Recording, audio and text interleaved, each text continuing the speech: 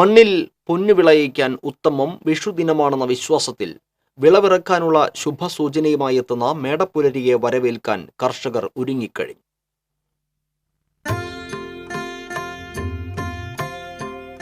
പുരാതന ഭാരതത്തിൽ നിലവിലുണ്ടായിരുന്ന കാർഷിക പഞ്ചാംഗത്തിലെ വർഷാരംഭമായ വിഷു അറിയിക്കുകയും ചാലുകളിൽ അവിൽ, മലർ, ഓട്ടട എന്നിവ നേദിക്കുകയും ചെയ്യുന്നു.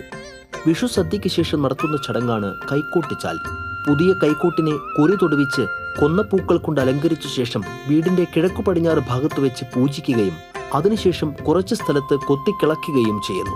അങ്ങനെ കൊത്തിക്കിളച്ചതിൽ നവധാന്യങ്ങൾ, പച്ചക്കറി വിത്തുകൾ എന്നിവ ഒരുമിച്ച് നടുന്നു.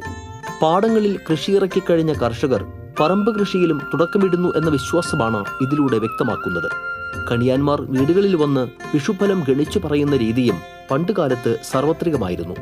ആ വർഷത്തെ മഴയുടെ ഏറ്റക്കുറച്ചിലിനനുസരിച്ചുള്ള കണക്കാണത്.